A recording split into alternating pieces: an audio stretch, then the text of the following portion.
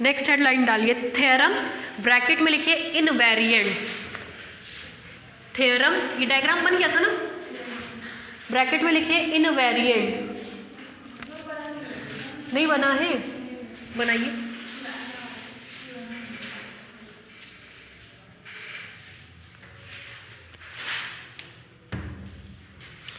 इनवेरिएंट्स का मतलब होता है जो ना बदले।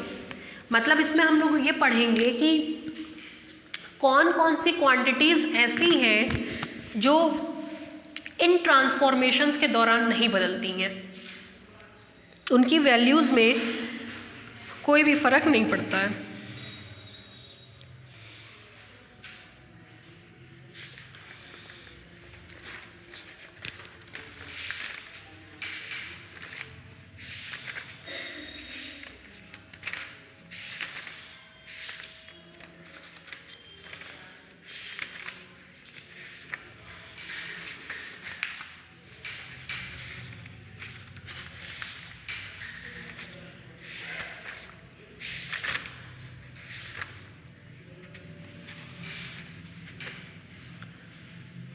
तीन चार पाँच दिन में ये चैप्टर आपका पूरा पूरा ख़त्म हो जाएगा।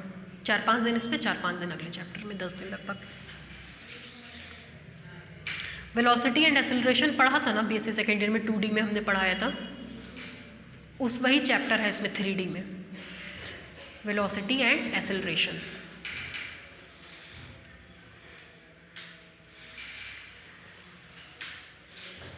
और ये जो चैप्टर्स आप यहाँ से पढ़ के जा रहे हैं, इनको लगे हाथ तैयार कर लीजिए, क्योंकि तैयार कर लेंगे ना तो एग्जामिनेशन में फिर पढ़ना नहीं पड़ेगा। दूसरी चीज़ ये होती है कि ये सब टॉपिक्स टच में रहते हैं, आपके सेकेंड ईयर में पढ़ा रहता है ना, टच में रहता है, तो बहुत दिक्कत नहीं लगती है कि कोई बहुत नई चीज़ पढ़ रहे हैं। तो अभी जाने के साथ ही अगर पढ़ लेंगे घर पे तो प्रिपेयर हो जाएगा। बाद में सोचेंगे उठाएंगे तो बात फिर कभी नहीं आएगा। जाके लगे हाथ प्रिपेयर कर लीजिए, जिससे मैकेनिक्स आपका खत्म हो जाएगा। 3 चैप्टर हमने पढ़ा देंगे, 3 चैप्टर ये खत्म, 3 और पढ़ना रहेगा, मैकेनिक्स कम से कम बाइंड अप हो गया। तो फिर उसमें दिमाग नहीं लड़ाना कि हमको मैकेनिक्स फिर उठाना, ये वाली बात नहीं रहेगी, ख़त्म हो जाएगा उठा के। थ्योरम, इनवेरिएंट्स, ठीक है। इनवेरिएंट्स में हम लोग ये पढ़ेंगे कि क्या क्या चीज़ नहीं बदलती है, कौन कौन सी चीज़ें ऐसी हैं जो नहीं बदलेंगी, सिस्टम ऑफ फोर्सेस के दौरान अनचेंज्ड रहेंगी। ठीक है, लिखिए स्टेटमेंट, इस थ्योरम का स्टेटमेंट लिखिए। Whatever be the origin and axes are chosen, whatever be the origin and axes are chosen, whatever be the origin and axes are chosen, whatever be the origin का मतलब ये हुआ कि ओ लीजिए, O dash लीजिए, कुछ भी ले लीजिए, क्या नहीं बदलेगा। ठीक है, whatever be the origin and axes are chosen, comma, show that, SHOW, show that the quantity LX plus NY plus NZ and x square plus y square plus z square are invariant for a given system of forces, are invariant for a given system of forces, are invariant for a given system of forces। डालिए proof. कुछ कुछ तो समझ में आ रहा होगा। Cos theta वाले फॉर्मूले में ये आता है LX plus MY plus NZ, और R square is equal to X square plus Y square plus Z square, उसमें ये आता है। ठीक है, तो इन्हीं दोनों का हेल्प लेंगे अब हम लोग। लिखिए प्रूफ में, लिखिए since we know that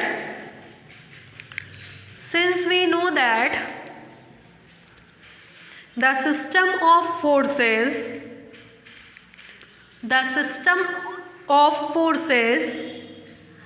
is equivalent to a force capital R to a force capital R acting through an arbitrary point O, acting through an arbitrary point O, acting through an arbitrary point O, and a couple G, and a couple G whose axis is also passes through O, whose axis is also passes through O. नीचे से लिखिए where R is equal to under root x square plus y square plus z square and G is equal to Lx plus My plus Nz upon R cos theta. क्यों भाई? cos theta is equal to this upon Rg. ठीक है, ये ना लिखते थे, is equal to, इसकी value और होती है under root L square plus M square plus N square. गलत तो नहीं लिखे? G is equal to under root L square plus M square plus N square.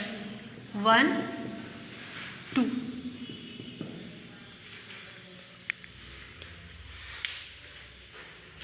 ठीक है, आगे बढ़े. आ जाओ लोग, नीचे से लिखिए here capital X comma capital Y comma capital Z. Here capital X comma capital Y comma capital Z are the components of capital R, are the components of capital R along the coordinate axis, along the coordinate axis, and capital L comma capital M comma capital N are the component of couple G, are the component of couple G about the coordinate axis, about the coordinate axis. फिर line change करके clearly direction cosine of, clearly direction cosine of line of action of resultant force, line of action of resultant force, line of action of resultant force capital R is x by r comma y by r comma z by r, and direction cosine of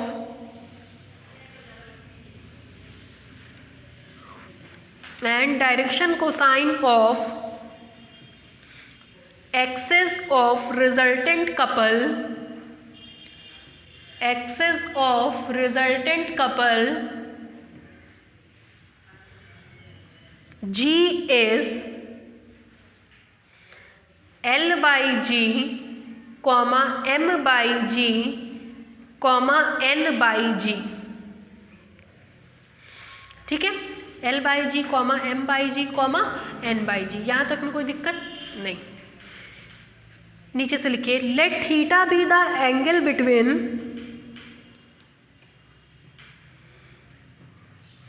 let theta be the angle between direction of R and couple G, direction of R and couple G, then cos theta का मान नीचे से लिखिए, cos theta is equal to Lx plus My plus Nz upon R into G.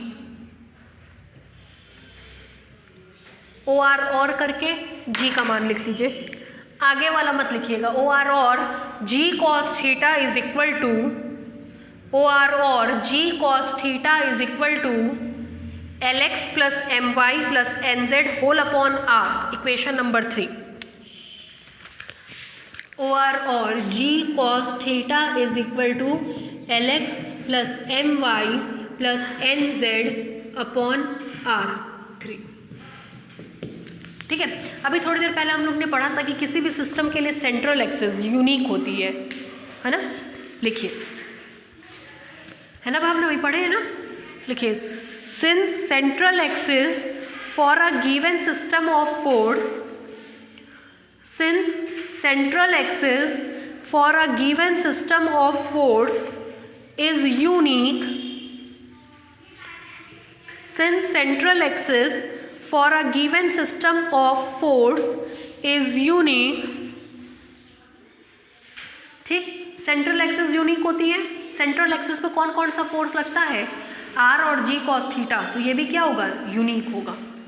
नीचे से लिखिए, this implies force capital R and couple G cos theta,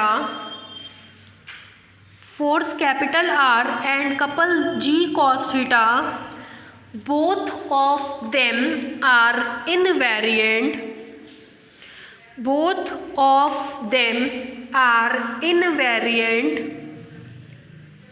because capital R and G cos theta, because capital R and G cos theta are defined along the central axis, are defined along the central axis of the system। Central axis अगर आपकी unique होगी तो उस पर लगने वाले सारे के सारे फोर्सेस क्या होंगे, इनवेरिएंट होंगे, बदल नहीं रहे होंगे, तभी वो कैसी होगी, यूनिक होगी। अगर बदलेंगे, अभी यहाँ काम किया फिर यहाँ काम किया, तो वो यूनिक कैसे हुई। ठीक है, अब देखिए, यहाँ देखिए, सिंस अभी आपने कहा R is invariant, this implies that under root X square plus Y square plus Z square is invariant. ठीक है, this implies that X square plus Y square plus Z square is also invariant. लिखिए इतना,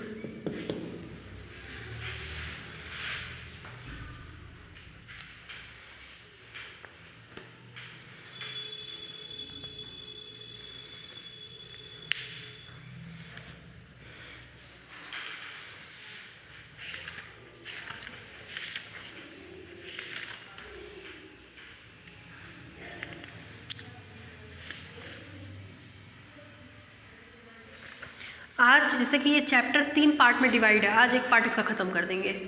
अब कल जब आप लोग आएंगे तो कल से हम लोग रेंच और रेंच पे बेस्ड थ्योरम्स पढ़ेंगे, रेंच पे बेस्ड क्वेश्चंस पढ़ेंगे। रेंच ख़त्म होगा, उसके बाद थर्ड सेक्शन का शुरू होगा। तभी हमने कहा 2 दिन में हमने ये ख़त्म कर दिया, 2 दिन और 2 दिन और, मतलब मुश्किल से 4 से 5 दिन और लगेगा, पूरा चैप्टर कंप्लीट हो जाएगा। हो गया। फिर देखिए, फिर हमने कहा since G cos theta is invariant. क्यों भाई, this implies that Lx plus My plus Nz upon R is invariant. ठीक है, दिस इम्प्लाइज दैट, ये तो ऑलरेडी इनवेरिएंट है, पूरा रेशियो इनवेरिएंट है, तो ये केवल तब पॉसिबल होगा जबकि ये भी क्या हो, इनवेरिएंट हो। This implies Lx plus My plus Nz is also invariant since R is invariant.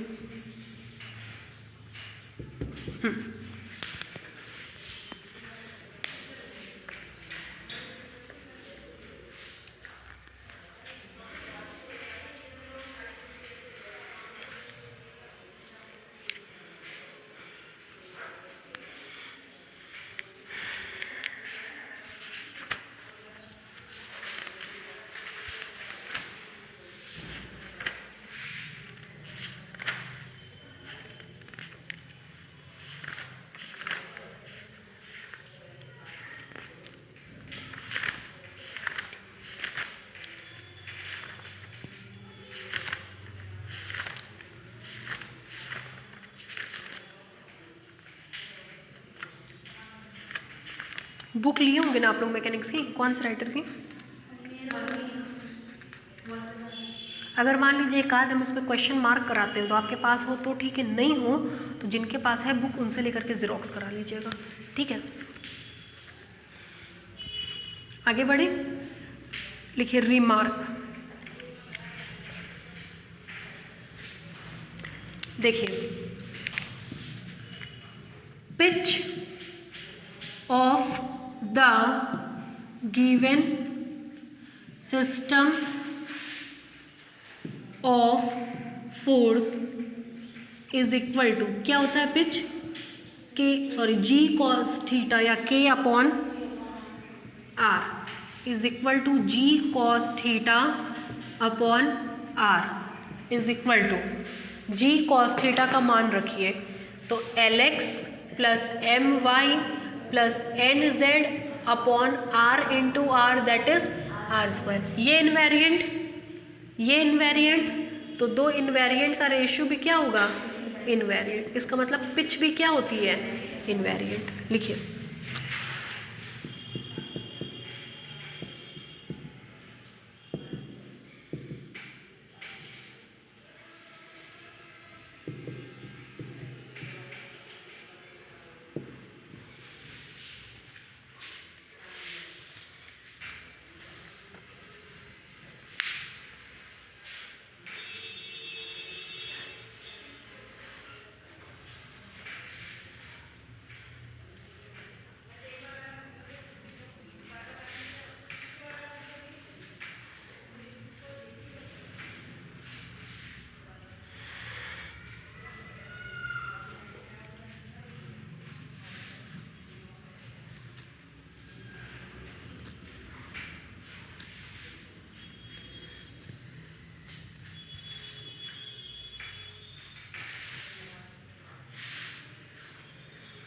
हो गया। नीचे से लिखिए दस for a given system of force, thus for a given system of force pitch of the resultant range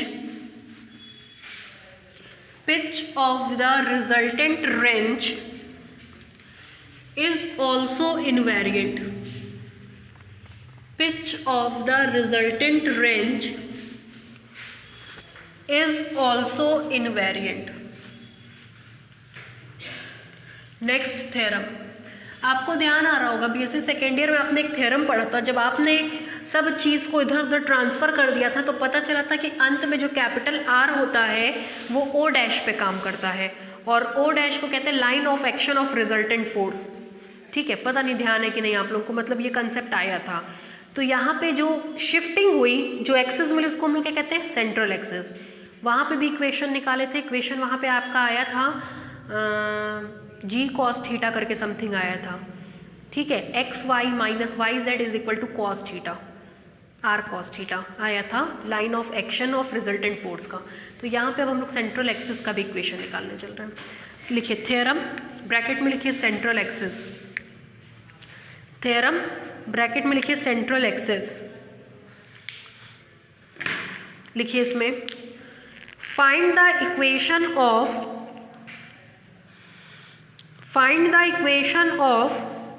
central axis, find the equation of central axis for a given system of force।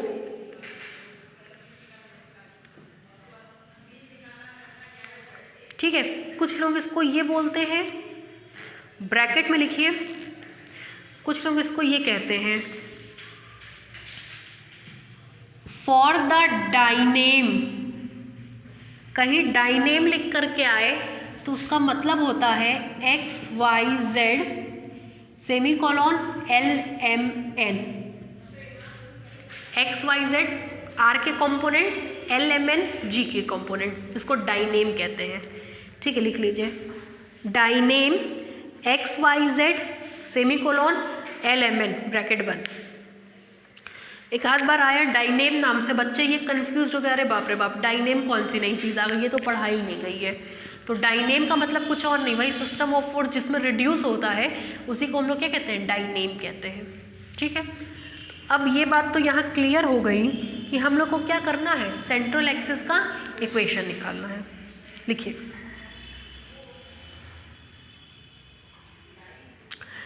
लिखिए, since we know that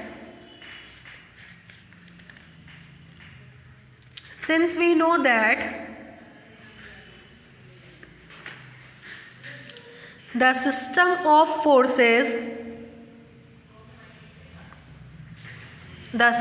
of forces is equivalent to a single force capital R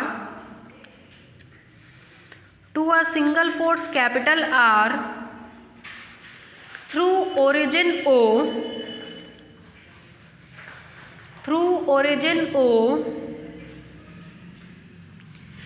and couple G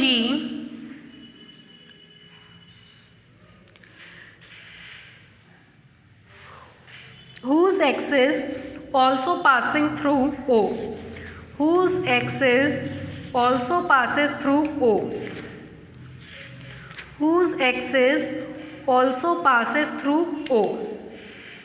नीचे से लिखिए where R is equal to under root x square plus y square plus z square and G is equal to under root L square plus m square plus n square.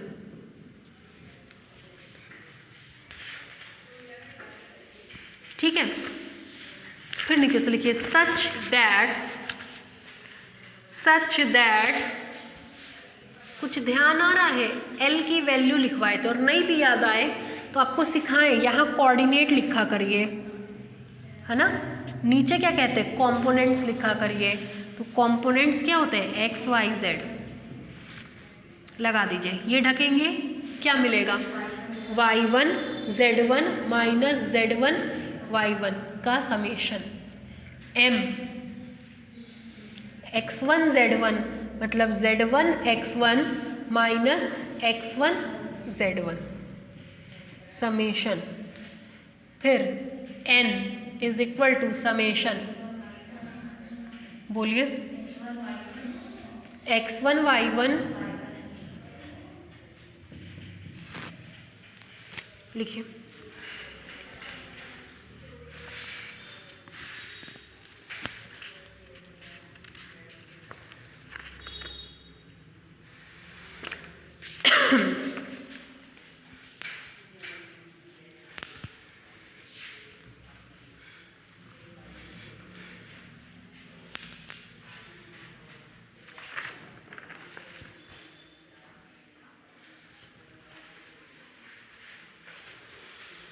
चलिए अब थोड़ा सा diagram वाइग्राम देखा जाए, बड़ा सारा ढंग का साफ सुथरा बनाइएगा। ठीक है, कितने डायमेंशन में स्टडी कर रहे हैं, 3 डायमेंशन में, वेरी गुड। ये क्या होता है, बोलते चलिए, हमको नहीं आता, आप उनको सिखाइए। ये कौन सा एक्सिस है, ये कितने फोर्सेस लग रहे थे, n। A1 पॉइंट पे कौन सा फोर्स लग रहा था, P1, ठीक है। A2 पॉइंट पे कौन सा फोर्स लग रहा था, P2 and so on. AN भी बना दे रहे, मन कर रहा है, AN पे कौन सा काम कर रहा था, PN। सब डिस्कशन किस पे किए थे, A1 पे। इसका कोऑर्डिनेट क्या हुआ करता था, x1 y1 z1। कितने कंपोनेंट्स आए थे फोर्स के, 3, पहला x1, दूसरा y1, तीसरा z1। ठीक है, फिर ये पूरा का पूरा सिस्टम किस में रिड्यूस हुआ था, सिंगल फोर्स। और सबसे पहले यहाँ पे मिला था x is equal to x1 plus x2 plus x3 and so on xn। ये मिला था y is equal to y1 plus y2 plus y3 and so on ठीक है अभिषेक, ये z is equal to z1 plus z2 plus z3 plus so on. ठीक है, पूरा system किस में रिड्यूस हुआ था, x y z और l m n, जहां l m n का मान ये रहा। ठीक, l m n का रिजल्टेंट था g और क्या था r। आगे बढ़े, उसके बाद हमने इस पूरे सिस्टम को रिड्यूस किया था r और g में। ये था हमारा OA, R, OB, G, है ना। ठीक है अभिषेक, यही सेक्टर हम लोग लेते थे और इसके बीच का एंगल थीटा। फिर सिस्टम को हमने रिड्यूस कर दिया था O डैश, A डैश, इसको क्या कहते थे, सेंट्रल एक्सिस। यहाँ पे क्या मिलता था R और क्या मिलता था G cos theta is equal to K। ठीक है, अब क्या करिए, इस पर एक पॉइंट कंसीडर कर लीजिए Q, अल्फा बीटा गामा।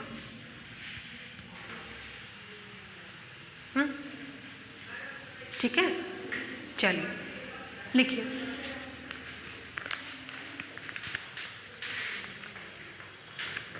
लिखिए कंसीडर अ पॉइंट Q, इसको जरा डाल लीजिएगा equation number 1।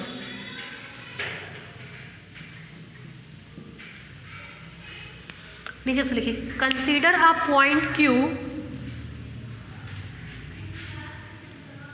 Consider a point Q bracket में alpha comma beta comma gamma on the central axis, on the central axis. अभी जस्ट आपने पढ़ा था कि सेंट्रल एक्सिस पे कैपिटल आर क्या होता है, इनवेरिएंट। कैपिटल आर की वैल्यू में क्या क्या आता है, एक्स वाई जेड, ये भी क्या होगा, इनवेरिएंट। लिखिए द वैल्यू ऑफ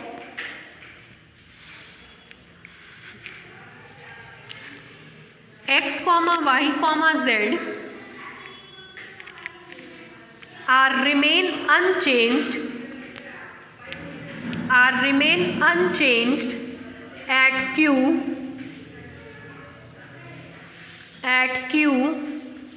देखिएगा at q,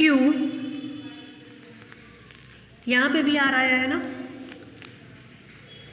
x y z at q along ox axis, oy axis and oz axis along the parallel to the coordinate axis, along parallel to the coordinate axis, that is ox comma oy comma oz directions respectively, comma ox comma oy comma oz directions respectively, and कोई भी couple कितने part में टूटता है, 3, x axis Y axis और Z axis के along. देखिए ये कपल है, ये मान ले रहे एक्स एक्सिस के अलोंग एल डैश, आर तो सेम था, आर के कंपोनेंट्स क्या होते हैं, एक्स वाई जेड, लेकिन ये जी कॉस थीटा है, जी नहीं है ना अभिषेक। जी होता तो कंपोनेंट्स क्या मिलते, एल एम एन, लेकिन ये जी नहीं है, क्या है, जी कॉस थीटा। तो इसके कंपोनेंट्स मान रहे हैं L dash, M dash, N dash. तो यहां पर आर एक्स वाई जेड में चेंज हो गया, g cos theta L dash M dash और एन डैश में चेंज हो गया। ठीक है, लिखिए एक second. And movements L dash comma M dash comma N dash of couple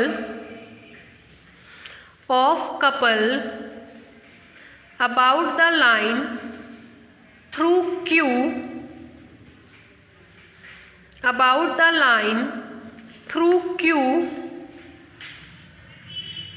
and parallel to coordinate axis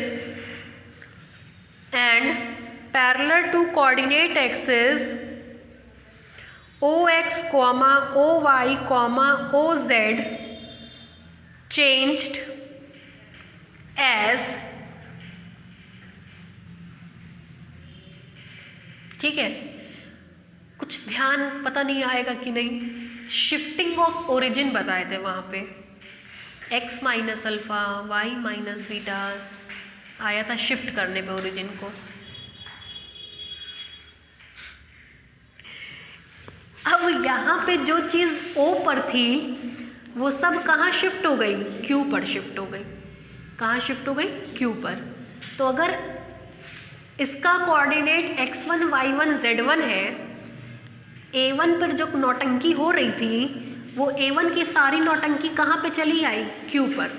तो अगर A1 का कोऑर्डिनेट x1 y1 z1 है और ये शिफ्ट कर गया Q पर ओरिजिन के इधर, तो इस नई नौटंकी में जो कोऑर्डिनेट्स मिलेगा वो x1 माइनस अल्फ़ा इधर है तो घटेगा, x1 minus alpha, y1 minus beta और z1 माइनस गामा हो जाएगा। तो न्यू कोऑर्डिनेट क्या क्या हुए, x1 minus alpha, y1 minus beta, z1 minus gamma. ठीक है अभिषेक, शिफ्टिंग ऑफ ओरिजिन से लिखिए एज, नीचे से लिखिए, in order to find new values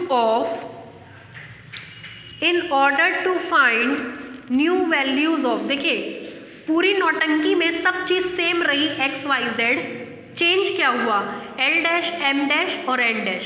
तो x y z तो सेम है, उसका मान तो निकालना नहीं है, कौन चेंज हुआ L dash M dash N dash. तो किसकी वैल्यू फाइंड आउट करनी होगी, L डैश M डैश और N डैश की। देखिए in order to find new values of L dash comma M dash comma N dash of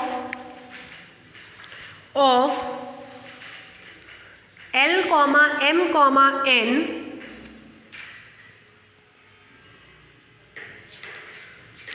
of L comma M comma N about the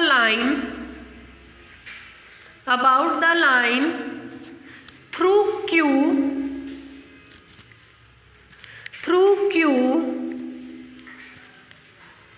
parallel to coordinate axis। शब्द को ध्यान दीजिएगा, आराम आराम से लिखवा रहे हैं। L dash M dash N dash तीनों कहाँ से पास कर रहा है, Q से। किसके parallel, OX axis, OY axis और OZ axis, that is coordinate axis, through Q and parallel to coordinate axis, comma,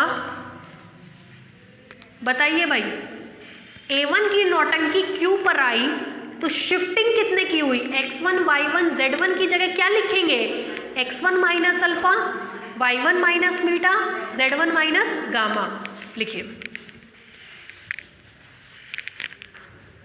comma, we replace x1 comma y1 comma z1, bracket में है ये पूरा कोऑर्डिनेट है, x1 comma y1 comma z1 bracket में लिखिएगा, coordinate है x1 comma y1 comma z1 in equation 1 by, किससे किससे चेंज कर रहे हैं, x1 minus alpha, y1 minus beta, z1 minus gamma respectively,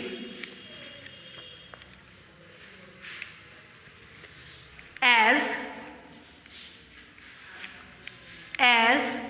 देखिए L डैश निकालने के लिए L में ही क्या पुट करेंगे, y1 की जगह y1 minus beta, capital Z1 Z1 की जगह Z1 minus gamma capital Y1, ठीक है। M डैश की जगह समेशन, बोलिए, Z1 minus gamma x1, capital small समझ में आता है ना, बहुत अंतर है कैपिटल स्मॉल में। Small denotes coordinate, capital denotes components and forces. Minus x1 की जगह x1 minus alpha Z1, n dash की जगह summation x1 minus alpha y1 minus y1 minus beta x1, ठीक है। और L dash is equal to, blackboard पे देखते रहिएगा, summation y1 z1 minus z1 y1, इसको इसके साथ, इसको इसके साथ एक साथ ले लिए, ठीक है, ठीक है अभिषेक। प्लस इसका इसमें मल्टीप्लाई करेंगे, इसका इसमें करेंगे, तो माइनस माइनस मिल करके plus, gamma y1 minus beta z1। m dash is equal to summation, बोलिए, z1 x1 minus x1 z1 plus alpha z1 minus gamma x1। n dash is equal to summation, बोलिए, x1 y1 minus y1 x1 plus beta x1 minus alpha y1, ठीक है अभिषेक। और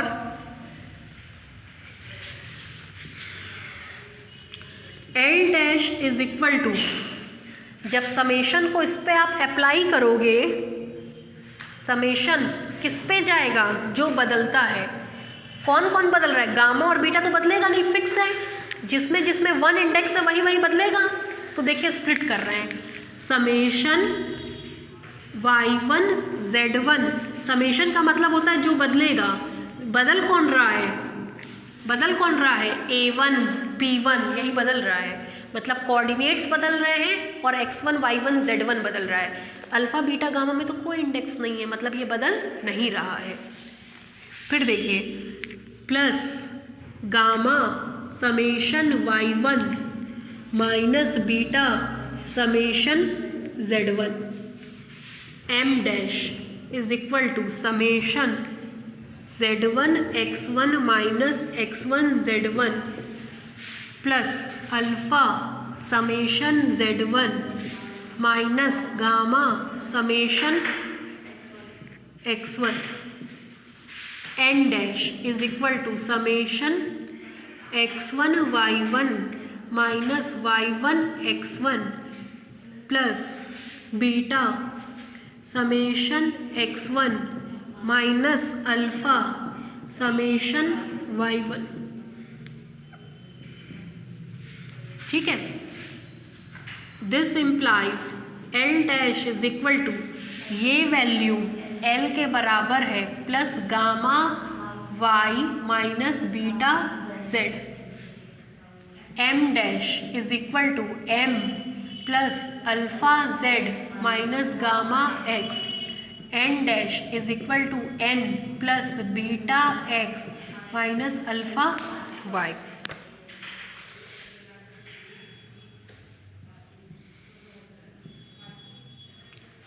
ठीक है, इसके बाद उधर आइएगा, and resultant couple G dash is equal to under root L dash square plus M dash square plus N dash square, ठीक है। उतारिए पूरा, यहाँ से ना डायग्राम भी उतार के रखिए तो।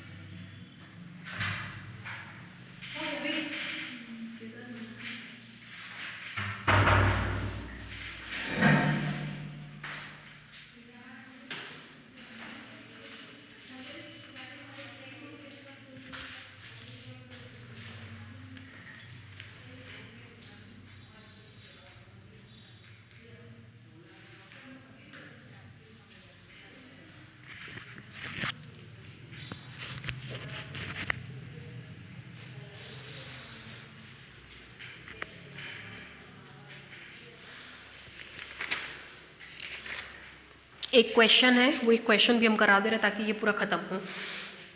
कल से हम लोग रेंच शुरू करेंगे, मतलब रेंच वाला टॉपिक पे आ जाएंगे।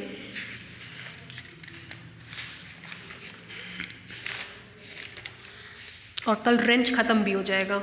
रेंच ख़त्म होने के बाद नल लाइंस, नल पॉइंट्स और कॉन्जुगेट एक्सेस, ये वाला एक टॉपिक बच जाएगा।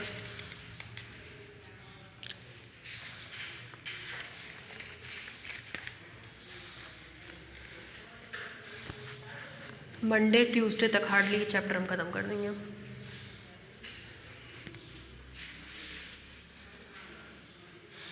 कॉलेज वॉलेज जा रहे हैं आप लोग? इधर में एब्सेंट मत होइएगा क्योंकि क्लासेस आप देख ही रहे हैं, 4-5 घंटा चल रहा है। ठीक है, सर भी मान लीजिए अभी कोर्स कंप्लीट करेंगे 2-2 घंटा। दरअसल 21 तारीख को हम लोग का पेपर है। ठीक है, तो हम चाह रहे हैं कि उसके पहले आप लोग को हम पहले क्या बहुत पहले ही ख़त्म कर देते। हमको ये नहीं पता था मैकेनिक्स में इतना ज़्यादा बाकी है, पता होता इतना ज़्यादा बाकी है तो हम और पहले ही चलवा देते। 7 मार्च तक कोचिंग कहा गया था, 7 का मान लीजिए 11-12 तारीख तक आपका कोचिंग ख़त्म हो जाएगा। फिर बैठ करके अपनी पढ़ाई करिए, है ना, मोस्ट इम्पॉर्टेंट थिंग।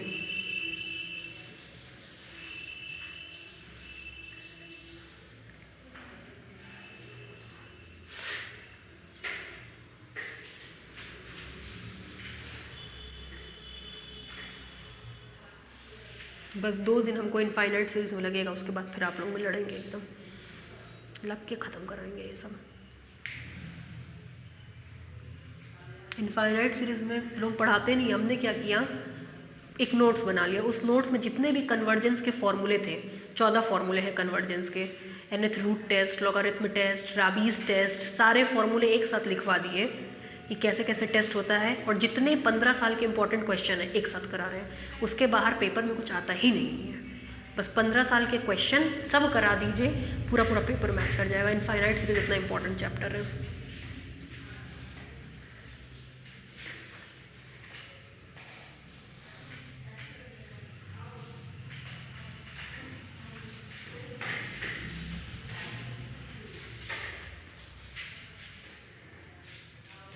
हो गया भाई, बोले, लिखिए, वहाँ तक हो गया ना। जी डैश नीचे से लिखिए, as we know that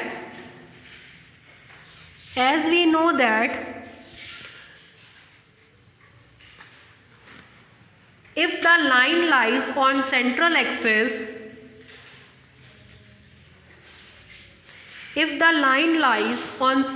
axis, देखिए इस केस में ये जो G डैश है इसकी बात अब हम कर रहे हैं, मतलब इन तीनों का रिजल्टेंट अगर G डैश इसी सेंट्रल एक्सिस पे लाई करने लगा तो क्या होगा, ये R के लाइन ऑफ एक्शन से क्या कर जाएगा, कोइंसाइड कर जाएगा। क्योंकि R का लाइन ऑफ एक्शन यही है, R नहीं बदला है, कौन बदला है, G बदला है। पोजीशन बदलने से G में चेंज आता है, R में कोई चेंज नहीं आता है। पोजीशन बदलने से कौन बदलेगा, G बदल करके क्या हो गया, G डैश। अगर G डैश भी इसी पर होगा तो G डैश और R की लाइन ऑफ एक्शन आपस में क्या कर जाएंगी, कोइंसाइड कर जाएंगी। लिखिए, as we know that if the line lies on central axis comma the line of resultant force and axis of couple G dash, the line of resultant force and axis of couple G dash must be coincident at Q,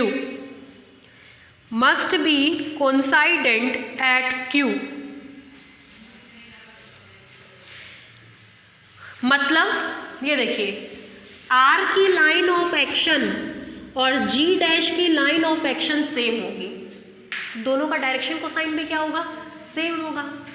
R का direction cosine होता है x by R, y by R, z by R, है ना। और इसका direction cosine होगा, very good, L dash upon G dash, M dash upon G dash, N dash upon G dash. तो ये दोनों क्या होंगे, कोइंसाइड होंगे। कोइंसाइड होंगे मतलब इसका और इसका रेशियो, इसका और इसका रेशियो, इसका और इसका रेशियो सेम होगा। ठीक है, लिखिए, Q that is the direction cosine L dash upon G dash comma M dash upon G dash comma N dash upon G dash of the axis of resultant couple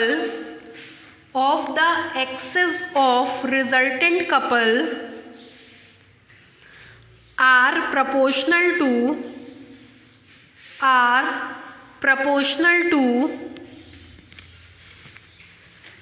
x by r comma y by r comma z by r, x by r comma y by r comma z by r of the resultant force capital R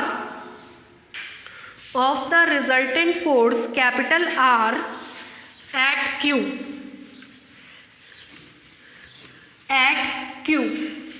नीचे से लिखिए hence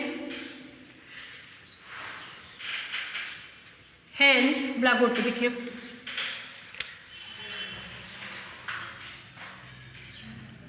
L dash upon G dash whole upon x by R is equal to M dash upon G dash is equal to y by R is equal to N dash upon G dash is equal to Z by R। तीनों से R cut जाएगा, तीनों से G dash cut जाएगा, क्या मिलेगा? L dash upon x is equal to M dash upon y is equal to N dash upon Z, और L dash की वैल्यू आप निकाल रखे हैं L minus beta Z plus gamma y upon x is equal to M minus gamma x plus alpha Z upon y is equal to,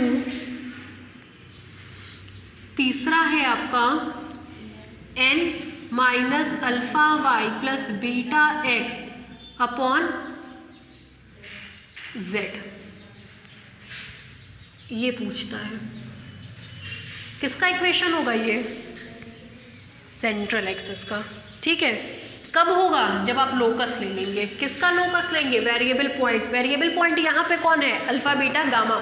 central axis पे variable point कौन है? Alpha beta gamma. फिर देखिए, on taking locus, आपको पता है जिसका equation निकालना होता है उस पर एक पॉइंट अल्फा बीटा गामा लेते हैं और उसी का क्या ले लेते हैं? लोकस। लोकस का मतलब अल्फा की जगह x, बीटा की जगह y, गामा की जगह z कर देते हैं।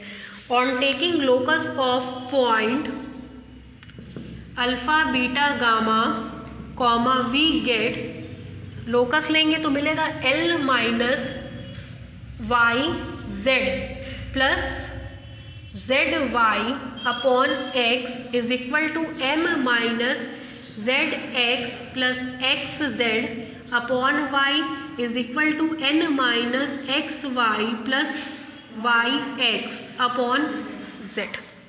ये सेंट्रल एक्सिस का इक्वेशन है। उतारिए।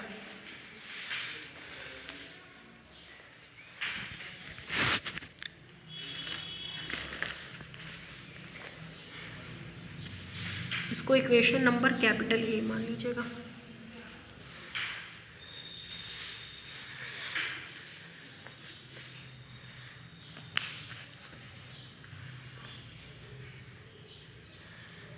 अच्छा, एक क्वेश्चन दें आप लोगों को, लगाएंगे। अब तो आप लोग LMN निकालना जानते ही हैं, XYZ निकालना जानते ही हैं, सब पता है, तो उसमें ले जाके रख नहीं देंगे? चलिए,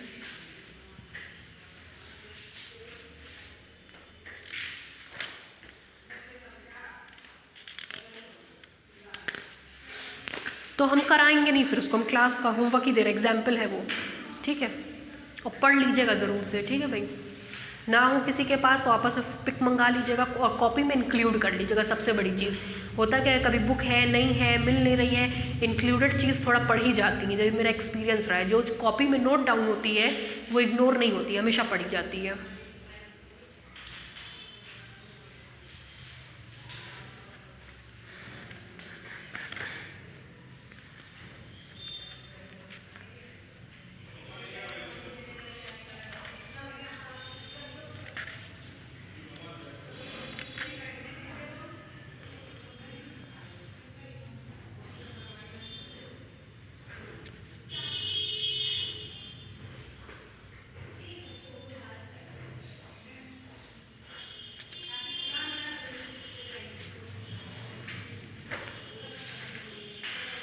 हो गया।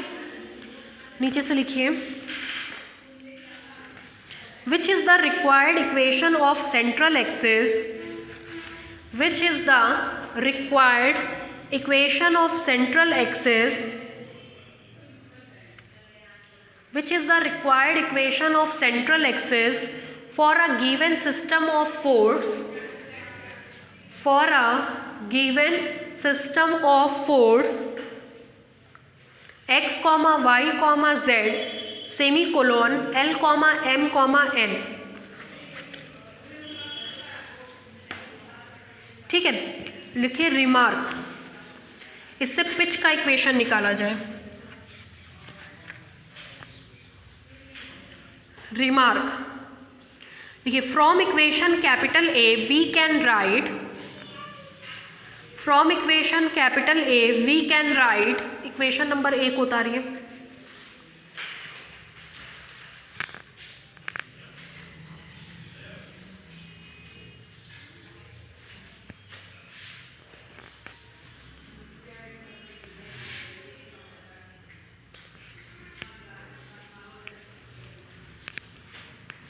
हो गया, ब्लैक बोर्ड पे देखिए, O इज इक्वल टू, ऊपर नीचे x का मल्टीप्लाई करिए, ऊपर नीचे y का मल्टीप्लाई करिए, ऊपर नीचे z का मल्टीप्लाई करिए। आपको पता है रेशियो थ्योरम से A/B, C/D, E/F, ऊपर वाला अलग जुड़ जाता है, अपॉन नीचे वाला अलग जुड़ जाता है, तब भी रेशियो क्या आता है, सेम आता है, इसी के बराबर आता है।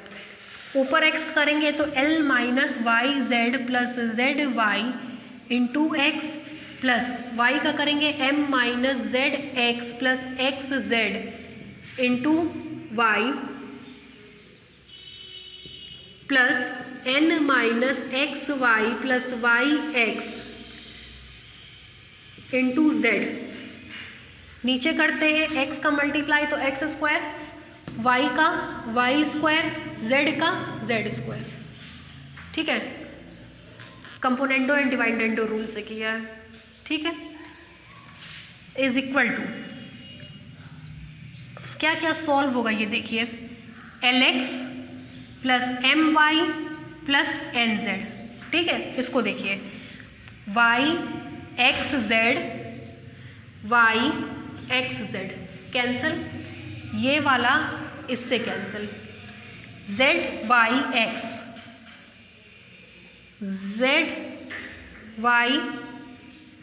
x z y cancel, whole upon x square plus Y square plus Z square is equal to r g cos theta upon r square is equal to ji cos theta upon are is equal to k upon r, pitch of the resultant force. उतारिए। Yes, क्या है?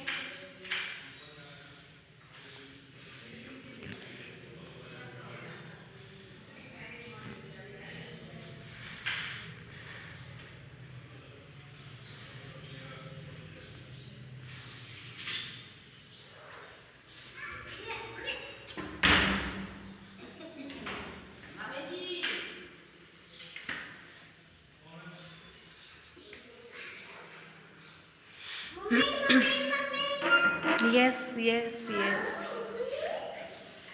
हाँ रे बेटा, 10 minutes हो गया। नीचे से लिखिए इसी तरह से, is equal to pitch of the given system of force, is equal to pitch of the given system of force.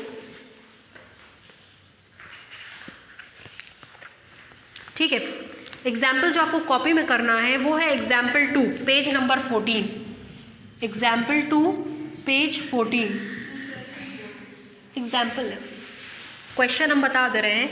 इसमें y mine is equal to x p minus q upon p plus q tan alpha proof करना है और एक z upon सी की value proof करनी है।